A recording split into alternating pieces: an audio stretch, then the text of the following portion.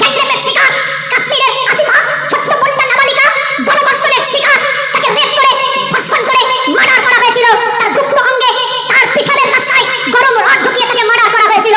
কাশ্মীরের আসিফা বোনটা যদি দৃষ্টান্তমূলক বিচার পেত, শাস্তি যদি যারা এই কাজের সাথে জড়িত তাদেরকে দৃষ্টান্তমূলক শাস্তি দেওয়া হতো, আজ হয়তো আমার এই কার্যকরের বোনটাকে এদিন দেখতে হতো না।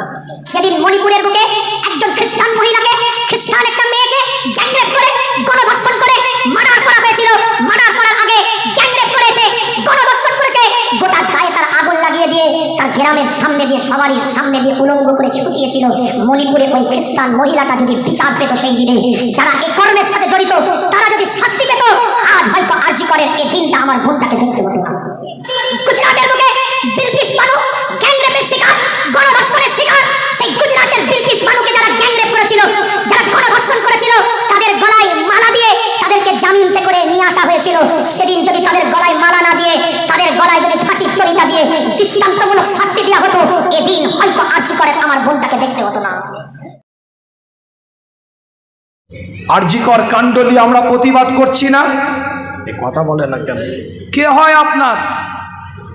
আপনার খালাতো বোন, আপনার মামাতো বোন, আপনার চাচতো বোন, আপনার শালি, আপনার দেশ শাশুড়ির ছেলে, কে হয় আপনার? একটা মানুষ সে অত্যাচারিত, একটা মানুষ সে অবহেলিত, একটা মানুষ সে লাঞ্ছিত, একটা মানুষ সে পদদলিত, একটা মানুষ সে ধর্ষিত, একটা মানুষ তাকে গণরেপ করা হয়েছে, গণধর্ষণ করা হয়েছে। আপনার বুকটা কেঁপে উঠছে। জাত দেখিনি, ধর্ম দেখিনি, সম্প্রদায় দেখিনি, রিলিজিয়াস দেখিনি, কলিজার মধ্যে একটাই কথা, জাস্টিস ফর আরজি কর, জাস্টিস ফর আরজি কর, উই আর জাস্টিস। বিচার আমাদেরকে দিতে হবে। কথা বলে না কেন? কথা বলে না কেন? এরা কথা ঠিক বলছে না। এই ভালোবাসাটাও তৈরি করেছে মুস্তাফা। এই কোরআনের আয়াতের তফসির বলছি।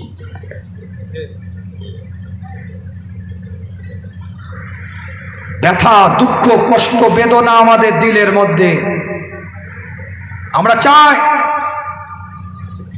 যে অমানবিক আচরণ করা হয়েছে আরজি করে ওই জুনিয়র ডাক্তারটার সাথে,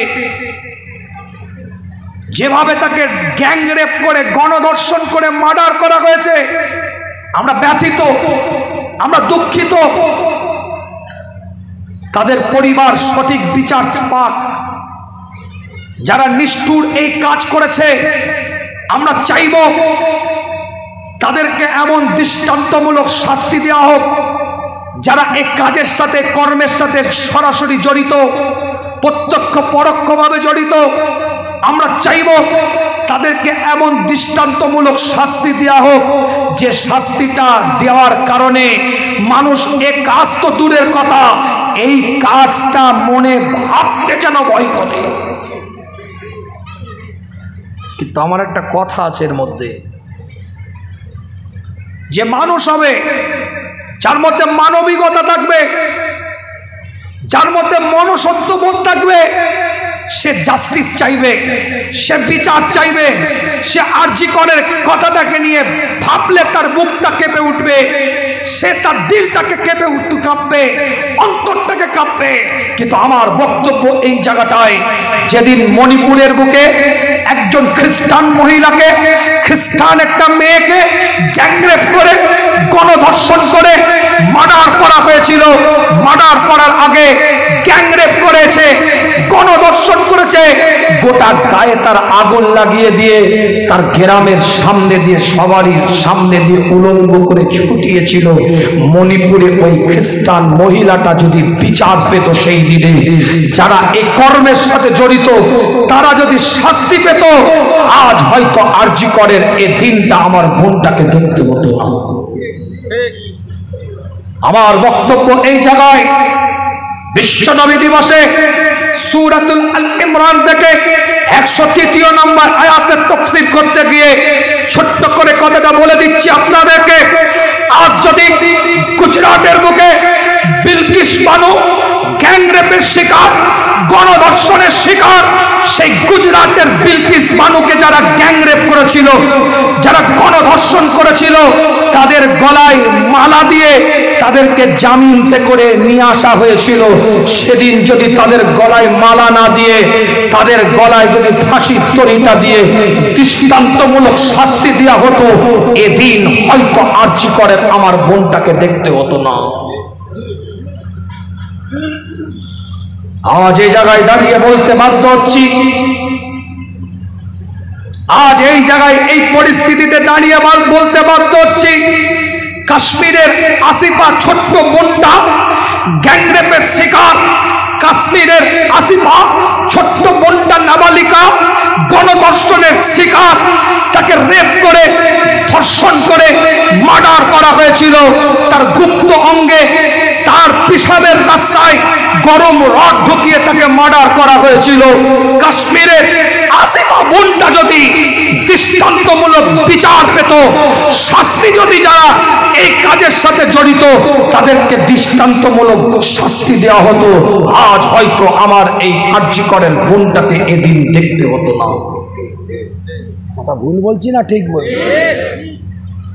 তাবরেজ আনসারী যদি বিচার পেত, আফরাজুল যদি বিচার পেত, আখলাক যদি বিচার পেত, ওই আপনার কি বলে সেফগাতুল্লাহ যদি বিচার পেত, আসানসোলের ইমামের বাচ্চা সেফগাতুল্লাহ সে যদি বিচার পেত, ওই গায়কের ইন্ধনে যাকে মারা হয়েছিল ওই সেফগাতুল্লাহ যদি বিচার পেত, আফরাজুল যদি বিচার পেত, তাবরেজ আনসারী যদি বিচার পেত, আখলাক যদি বিচার পেত, আজ হয়তো এই দিনটা আমার এই আরজি করের বোনটাকে দেখতে হতো না।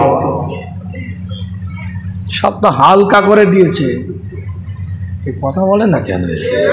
জীবনে মাথায় খেলবে না আমি কি বলতে চাইছি, এ বুঝতে গেলে না মোটামুটি আর কি বলবো। আমার কথা যদি বুঝতেন তাহলে আপনার গ্রামের এই রাস্তায় লোকটা না ভরে কোরআনের মাহফিলে বসতেন, এইটুকু বলে গেল।